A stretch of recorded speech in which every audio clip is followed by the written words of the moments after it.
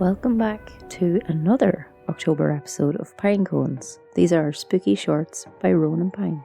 We continue our October celebrations and venture into the depths of history, folklore and art to unearth the iconic figure that has haunted the minds of humanity for centuries, the Grim Reaper.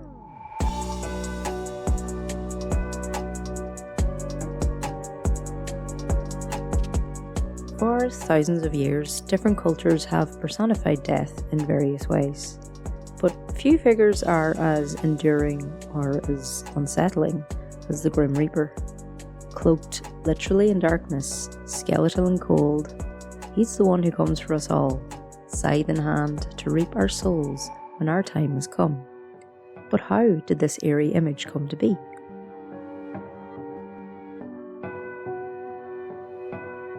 The Grim Reaper made his first chilling appearance in Europe during the 14th century, a time when death was on pretty much everyone's mind. The Black Death, a plague of catastrophic proportions, swept through the continent, wiping out nearly a third of Europe's population. In the wake of such devastation, it's no wonder that the survivors sought a face for the fear that lurked in every shadow.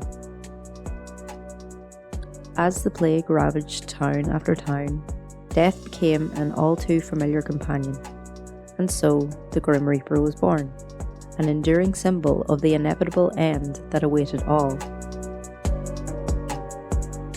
The skeletal form of the Reaper was not merely a gruesome detail, but a reflection of what we all become in death.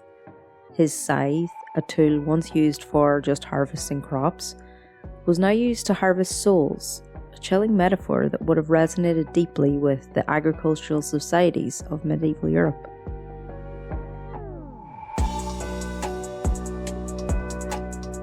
In European fairy tales, death is often personified in a less direct way. But in some of the darker stories, the Grim Reaper appears, confronting characters and by extension, readers with their own mortality.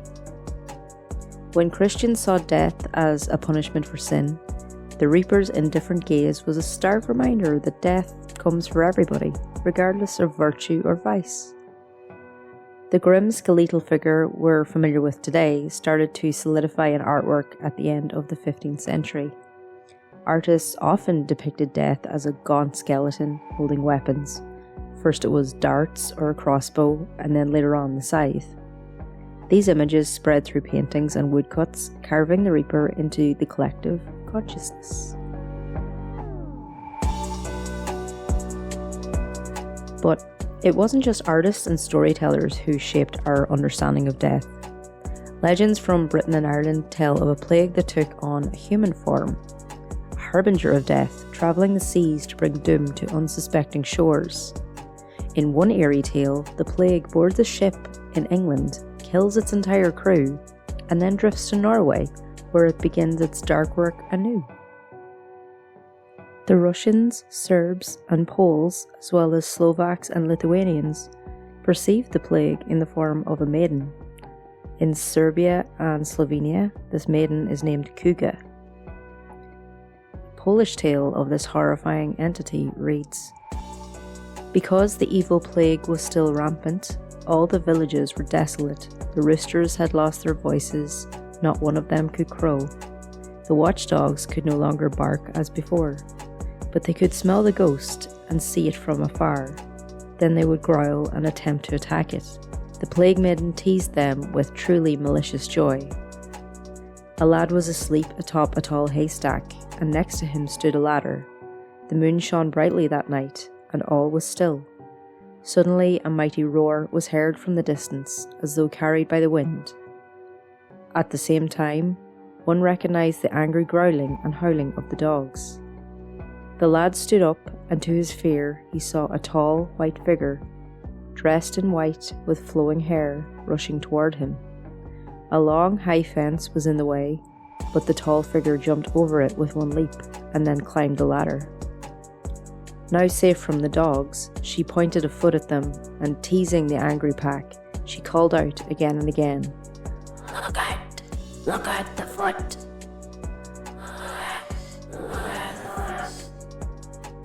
The lad recognised the terrible maiden at once.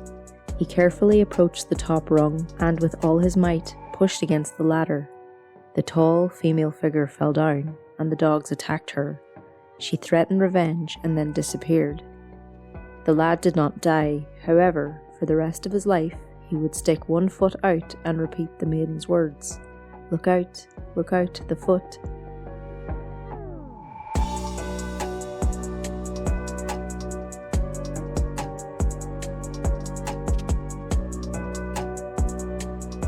Other seminal works from that time have solidified our modern view of the Reaper, such as the Danse Macabre or Dance of Death, a type of play that emerged in the wake of the Black Death. The purpose of these plays was to prepare churchgoers for the inevitability that faced them.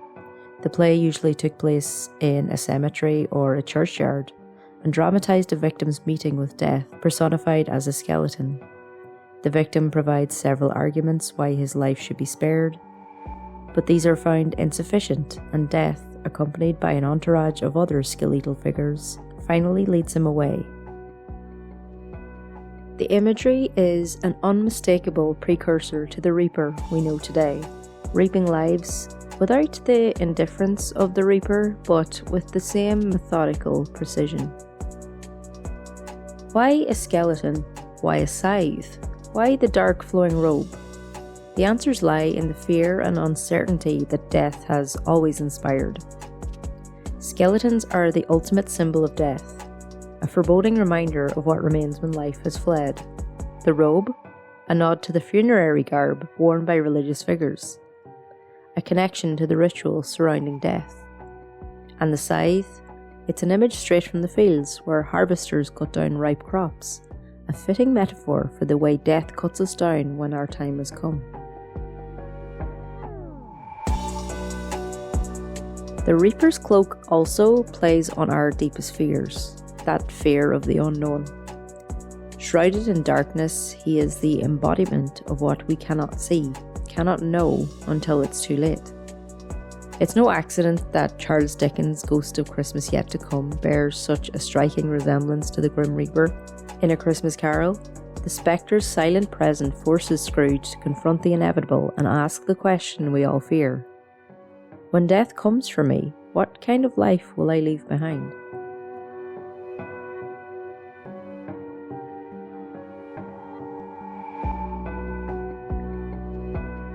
The grim part of the title reflects this association with severity and harshness, and Grim Reaper became a fitting name for a figure seen as unyielding and unavoidable. The term itself, grim, to describe a supernatural guardian of graveyards, particularly in the form of a spectral black dog, wasn't widely recognised until the mid-1800s. According to Merriam-Webster, the first recorded use of this term dates back to 1846. It gained more attention after its appearance in the 1847 publication, The Circle of Human Life, which helped cement the grim as a folkloric figure in English tradition.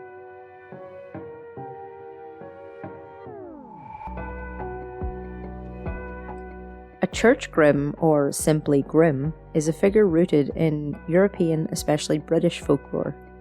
It was believed that when a new churchyard was consecrated, the first burial there would condemn the soul to serve as the graveyard's eternal guardian. To avoid this grim fate, pun intended, a large black dog, or sometimes another animal, was often buried alive in the churchyard to become its spectral protector. The creature was then thought to serve as a watchful spirit, guarding the churchyard from robbers, vandals, and evil spirits, as well as protecting the souls of the dead.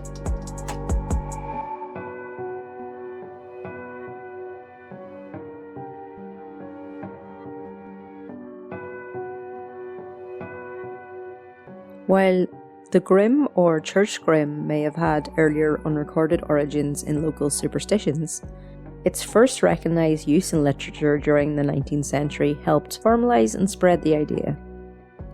It was during this period that the grim evolved from local legend into a more widespread concept in Gothic and Victorian literature, becoming a menacing figure associated with death, burial grounds, and omens of doom. The grim would later influence popular culture, including various appearances in novels, folklore collections, and even modern fantasy literature. From folklore and religious texts to more modern cultural depictions in films and literature, the Grim Reaper has endured as one of the most iconic representations of death. Across the globe, different cultures have their own personifications of death, yet the Grim Reaper remains uniquely Western. In Mexico, for example, Santa Muerte, or Saint Death, is a skeletal figure much like the Grim Reaper, but she is venerated by many as a protector and granter of favours. She wears a similar robe, but is often depicted with a scythe, an hourglass, or other symbols of mortality. In Hinduism, Yama, the god of death, is often shown riding a buffalo and carrying a noose to capture the souls of the departed. While these figures share common elements with the Grim Reaper, they serve different roles within their cultural contexts.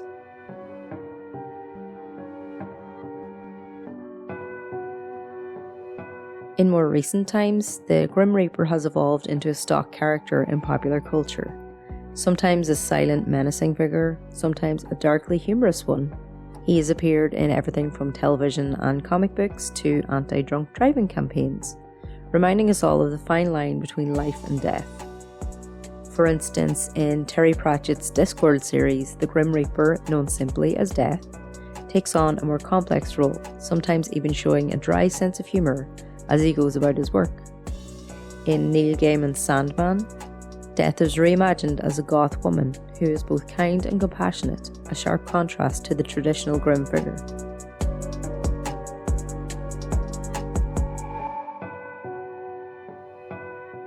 One classic tale tells of a man who tries to cheat the Reaper by stealing his weapon, a sword in this case.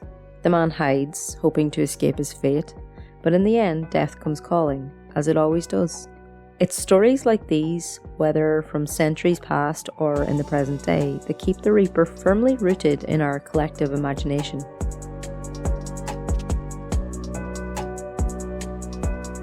The Reaper's reach even extends into the world of gaming, where his image is often used to symbolise an inevitable challenge or final boss. In the Castlevania series, Death is a recurring antagonist, wielding his scythe with deadly precision.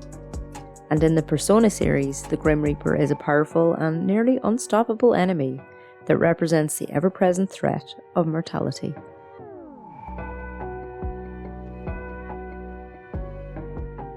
This exploration of the Grim Reaper serves as a companion to our upcoming Halloween episode on our main feed, an episode that dives into the world of psychopomps, those mysterious beings that guide souls into the afterlife. From the Greek Hermes and the Egyptian Anubis to more modern interpretations, we'll explore how different cultures envision this crucial moment of transition from life to death. So, as you settle in tonight, remember, the Grim Reaper is more than just a figure of folklore and fear. He is a reminder of our mortality, a symbol that has evolved with us, changing shape but never actually leaving our side. He waits, patient and silent, for the moment when we must answer his call. Until next time, you never know when the shadows might come alive.